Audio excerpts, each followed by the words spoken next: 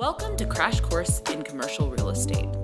We converted our in-house training program to a podcast to teach you prospecting, negotiation, business planning, and other fundamental skills to become a successful commercial real estate agent. And now, here's your host, Brady Collier. All right, welcome back. I have Kyle here. If you've seen any of our other episodes, we're in Lubbock, Texas. I'm Brady Collier, and we are training Shannon in the selling and leasing of commercial real estate. And so today we're going to talk about qualifying buyers and tenants. And so Shannon, I'm going to flip the script and I'm going to turn and ask you a question to start with. When you walk into a doctor's office, what do you expect whenever the doctor walks in the room? You're sitting there, and whatever kind of doctor it is, and if it's you and if it's your kids, whatever, what expectations do you have of the doctor whenever he walks in the room? They have the credentials to be there. They have the to credentials. wait an hour. What? To Yeah. wait an hour. Definitely. That they know what they're doing and they're going to solve my problem. They're going to solve your problem, but how are they going to define what your problem is? Through their expertise. Through their questions. They're going to sit there and they're going to say, well, tell me what you're dealing with. The first thing they're saying is, well, what's going on, Shannon? And then you're going to say, well, I'm dealing with this and this and this. Okay, well, tell me about that. How is it? Da, da, da, da, da. And they're going to start this long line of questions. And you go with them through that long line of questions because you have a problem and they are the expert that has a solution to the problem. And it's just a matter of course. And that's what you expect from a doctor. And if I go to an attorney and I want to set up an entity to do something, I expect that the attorney is going to look at me and say, what's he going to say? Well, what's the purpose of the entity? How are you going to use this entity? I need to understand this. So how is it going to file taxes and so on and so forth? He's going to ask me all these questions, and I'm going to tell him the answers to all those questions so that he can help me. Why do I start with that is because I think a lot of times salespeople and real estate people, they cut themselves short in not starting with a great, depthy buyer, tenant, landlord qualification process, because that's what professionals do. They ask questions to understand needs prior to going to work. But real estate people in general, some salespeople, they get so excited about the assignment that they jump way ahead and they start working without qualifying. So today I want to talk about what does it look like to qualify a buyer and tenant. We just finished talking about what makes a great client, when to fire them. So you're going to qualify them to see if you should work with them. And then you're going to qualify them to see if they can do what they want to do. So Kyle, here's where I want to turn. And I guess those are the two. We were dialoguing a little bit about, well, what are the different things that are qualified? And in my mind, those are the two. What do you think? Right. Yeah. I think you're exactly right. We're hesitant to ask questions, and there's a lot of reasons for that. But one of the things we talked about, I think it was one of the first ones I recorded with you, what we enjoy about this business is that everybody loves to talk about commercial real estate. So when we are prospecting and making calls, it's not that hard to get decision makers on the phone because they're excited about it. The other side of that is everybody wants to talk about real estate, regardless of whether or not they really have a decision to make. And so if you have a listing of a shopping center that's in a great location, everybody wants to open a business in a great location.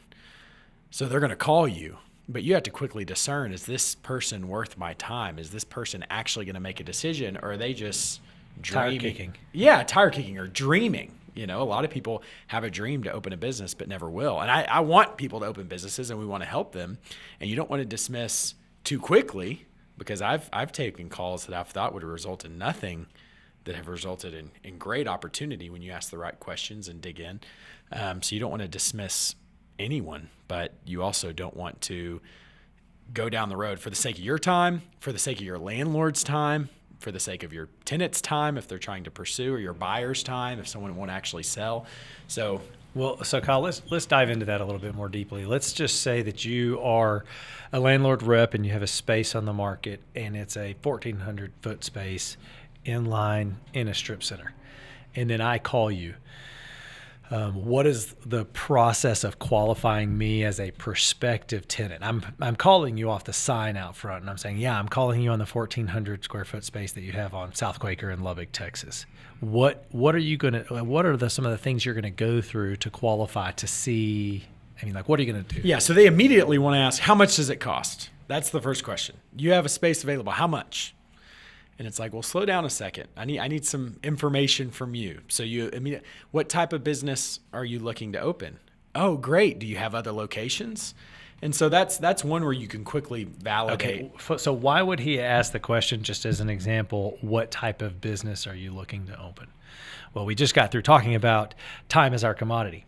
Well, what if it's a liquor store and the center has an exclusion against liquor stores? Well, we don't want to go into a 30-minute conversation with this person without understanding their concept. What if it's a shoe store and there's already a shoe store and they have an exclusive on shoes in that shopping center or whatever it may be? You understand what I'm saying? So you want to say, so you're asking qualifying questions and they want to interrogate you on price and size and blah, blah, blah, blah, blah. But you really need to turn it around and make sure they're qualified to go into your space, because you're like the attorney and the doctor and you have the right to ask them the qualifying questions. So you want to get information about their concept. And then he said something else that was really good. Well, tell me about your concept. How many other locations do you have? And then all of a sudden they realize they're being interviewed to see if they're going to qualify to get your space. And so now the power is in the hand of the person asking the questions. Oh yeah, I have 3 spaces. Well, if they don't have any and it's a startup, you're dealing with one person and you're going to ask qualifying questions of this startup who's never opened a business before. If they've got 5 locations in Lubbock, it's a totally different set of questions because they have enough expertise. They know what they're doing. They've been through this process before. So that qualification is going to look different based on their experience. Would you agree? Yeah. And I think the qualification looks different based on the quality of your real estate. You know, you may have a really old, dilapidated center that you would lease to anyone, as opposed to ground up construction with high rents where the tenant's going to have to go spend hundreds of thousands of dollars to finish out their space. Then you're asking a different set of questions. One of my favorite questions to qualify somebody, and you have to have some tact to ask this, because you can't ask them, how much do you plan to spend on the space? But if you can get them with a question is, what's your finish out budget? What do you expect it's going to take to open your business? And you can even ask, how do y'all plan to fund your finish out? Are y'all using cash or a loan? And if they have no idea, oh man, I haven't gotten into what it's going to cost, chances are they're not very serious. Because if someone's serious about opening a business, they've evaluated how much it's going to cost. This has all been from a tenant perspective. Let's change a little bit and go from a landlord-tenant perspective where you're a landlord rep. What if you would ask a lot of the same questions if you're qualifying a tenant to see if you want to be their tenant rep. So if you had a franchisee versus, if you had a franchisee versus a kind of a regional concept versus a startup, and you're talking to them and you're like, do I want to push for this tenant rep assignment? What are some questions that you're going to ask them about their goals and expectations and so on and so forth that would be qualifying to see how hard you're going to push for this assignment? Yeah, so if it's a franchise, and again, you want to make sure you're asking the questions in a way that aren't offensive or cause people to put their guards up or feel like they're being interviewed or cornered, but rather you're somebody who wants to know more about their goals. But one question is, so where are you at in your application process with the franchisee or the franchisor? Has that been a good process? And, they'll quickly say, oh, well, we're still in the application process. Or, yeah, we've signed and bought the rights for 7 territories. And then you say, okay, well, what's their development requirements? And then because the development requirement is they've got to open X number of stores within so many months, because the person who franchises out this concept, they want to get to hundreds of locations. So they actually put requirements. You have to open stores. Well, that's music to your ears, because then if you get that assignment and they have to open stores, you're going to represent them on multiple locations, as opposed to what we said in the last episode, a one and done type client. So that's a great qualifying question. But everything that he's doing right now, he's pursuing a logical stream of questions to really get to the heart of the tenant's goals, their expectations, and how much work have they done in this process? How far along? Are they 2 steps from signing something, or are they 2 years from starting something? Because the 2 years from starting something, it's not worth your time. If they're ready to go, that's the kind of clients you want to work with. Yeah, and then another qualifying that we have to do. So we talked a lot about, so that's qualifying a tenant if you want to work with them, if they're really going to do deals. We talked about if you're a landlord rep, qualifying a tenant on behalf of your landlord to make sure it's a good fit for the landlord you represent. Also, when you're already doing tenant rep, you're qualifying a landlord to see if they can actually do the type of deal you're trying to pursue for your tenant. Which is especially important in Kyle's business because he represents several tenants, and they don't do a deal unless they get a 7-figure tenant improvement allowance or something like that. And a lot of landlords won't do that because they just can't afford it, or they don't have space in their loan for it or whatever. Yeah. So in his business, he's got to be qualifying landlords all the time. Right, and then pivoting how you pursue that site in that negotiation. So I may say, okay, well then would you sell that box? And then you're putting together an extra transaction. Same thing when you're qualifying your tenant. Liquor stores restricted. You brought that up. Or maybe shoe stores restricted. Okay, a tenant's calling me unrepresented. You qualify them. They're real. They're legitimate. They're not a fit for your landlord. Now you have a great tenant rep assignment because you asked the right questions. You learned what their needs are. And you think, okay, shoe store, 3,000 square feet. I know exactly where I can put them. And maybe you have that listed for another landlord, or maybe. And so those qualifying questions you're doing, or you're doing it for your landlord, but you're also doing it to maybe solve their problem elsewhere if they are qualified, but not for that particular deal. Kyle, Shannon hasn't declared a specialty yet. And just like when you started, your very first deal was an industrial, representing a buyer on an industrial property. Mm-hmm. And how many industrial deals have you done since then? Maybe 2 more okay. out of 100 transactions. Yeah, not many. It's not your jam. So she doesn't know what she's going to do. So let's talk a little bit. Let's keep it general. Let's talk about qualifying a buyer who's going to just go and buy a building outside of town. They've identified they have a business. They want to go buy a building that's twice as big so that they can grow. But you have to ask certain qualifying questions to make sure it's good for them and good use of your time. And some of those questions are financial in nature. And I don't know if you feel comfortable pressing into people's personal financial, or, as a counselor at a Christian school, your previous job, you didn't press into people's financial situations. But that's like a doctor who's unwilling to press into how the pain feels. Is it a dull pain or a sharp pain? Or the attorney who's unwilling to ask the questions about, as you're setting up an estate, how much money and how are we going to avoid taxes? There's questions you have to ask to help your client think through and to prepare them for the process, especially if they haven't been through it. So let's talk a little bit about financial pre-qualification questions on buyers. Yeah. And they need to understand that you're an expert. And so it's a lot easier for a doctor to ask questions about your pain because you perceive them as an expert. And so if you've communicated and handled yourself, and the fact that they have an MD behind their name makes them more of an expert on pain than you as the client. So they say. Yeah. Okay. Do your own research. Yeah. No. So you are qualifying that buyer, but they need to perceive you as an expert to be able to ask those questions. And so if I've conducted myself as an expert, if I've communicated with them about real estate within the market, if I've talked to them about their investment returns and cap rates and what their goals are and help shape that, it's easy for me to say, what lender are you working with and how much money are you going to have to put down? Because they're providing that information to me so I can help them make a better return or get a better asset. And when you type the contract is Texas Forbes is going to say, how much are you paying?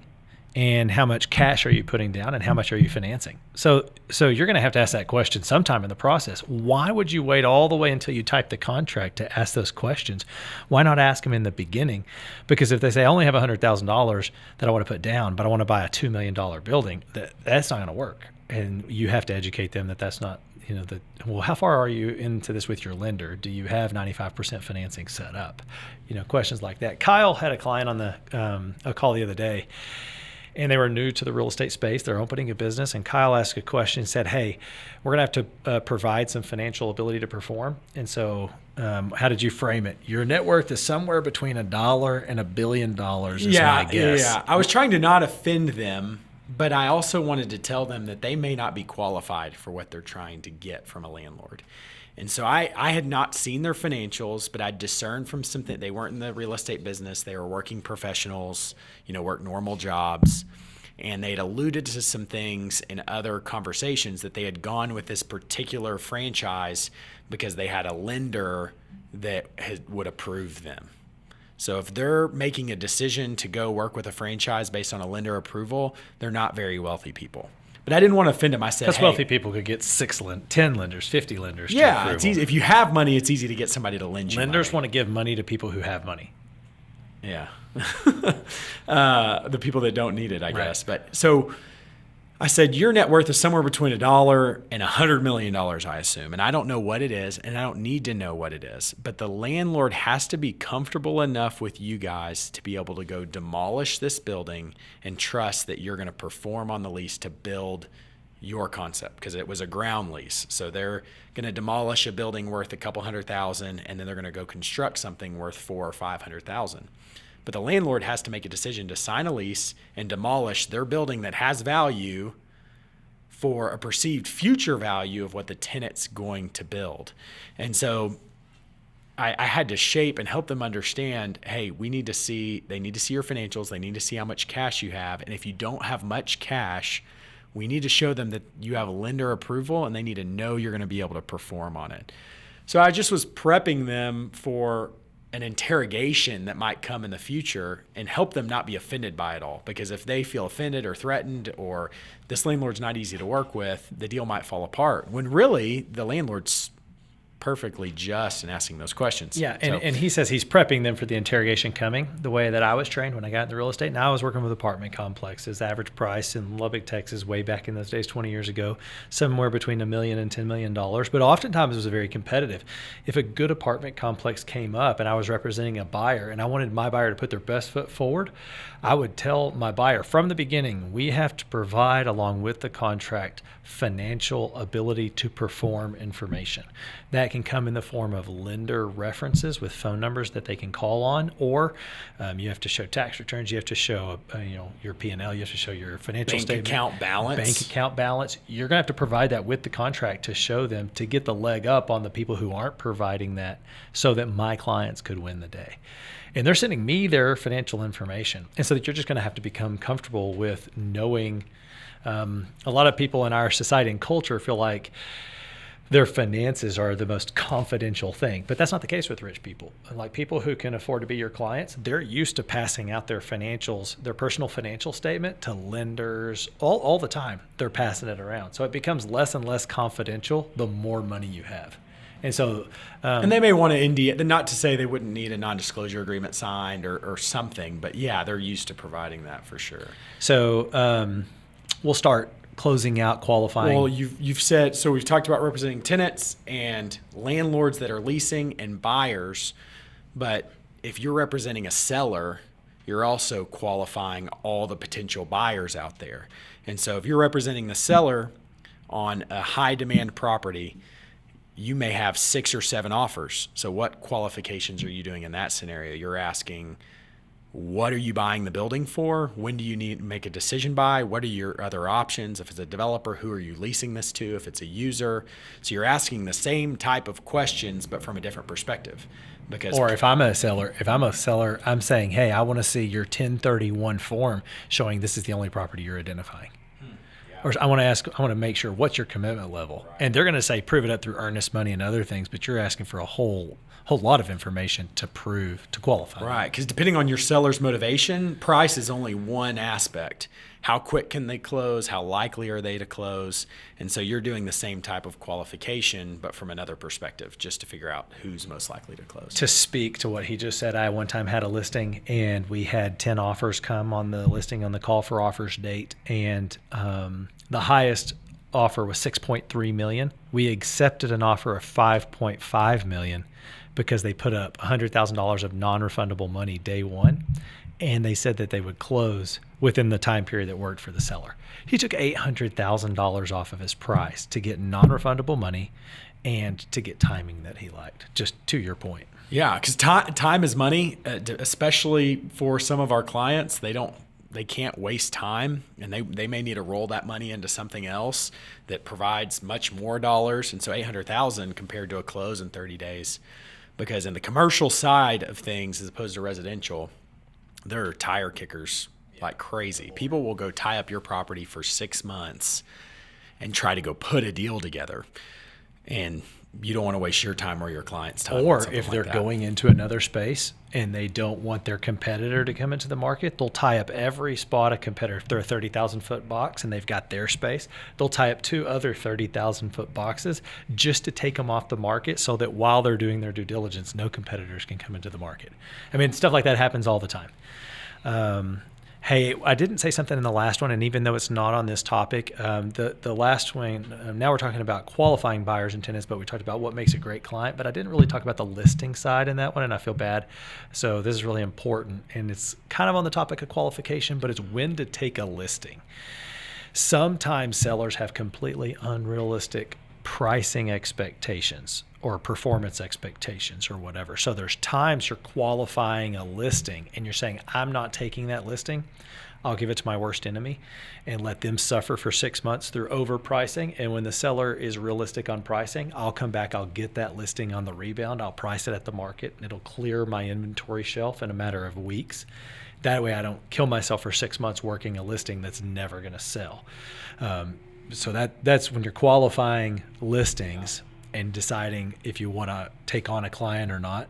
That's one aspect on the inventory side that's really important. Now, there's times you'll take an overpriced listing because you think, but you have this conversation with the client. You say, hey, if we don't get this many offers within this many days, then are you willing to reduce the price to this? Because I think you're over the market. And you just have to have expectation setting meeting early on to take the listing to make sure that that process goes well. Or what else can that listing produce might be a reason to take an overpriced listing. So there's a site, for example, in College Station that is a great former grocery box, but it's 88,000 square feet and it's a sublease from a grocer that won't provide tenant improvement allowance. So nobody's going to take 88,000 square feet with just 4 years of term on a sublease with no contribution from the tenant. However, it's the best box in the market. It's on college down from the university. And so everybody that's going to come to the market is going to call. So it's just an opportunity for that broker. And I'm not saying that's the only reason he keeps that listing,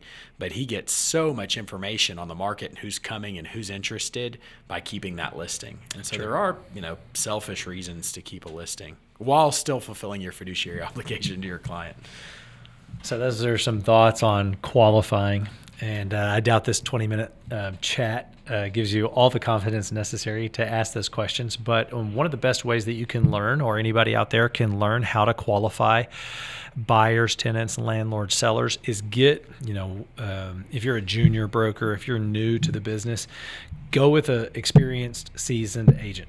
Say, Kyle, hey, I'd like to sit in your office and just listen to you make calls for a few hours. I'll stay totally out of the way. I just want to listen. And take your yellow pad in there and then take notes on all the qualifying questions that he does when he's prospecting, when he's talking to buyers and sellers, when he's helping them put deals together. And the more you hear those in the course of actual deals being done, the more comfortable you're going to feel stepping into those and doing it, because you can't become a great commercial real estate agent without learning how to ask those really great questions. Just like a great doctor would never exist without asking questions, or an attorney. You're a professional to help your clients. You're going to have to qualify the same way. Mm-hmm. Any closing thoughts, Scott? No, that's it. That's really good. All right. Any closing questions? No. All right. Well, that is what we have on qualifying buyers, tenants, landlords, and sellers.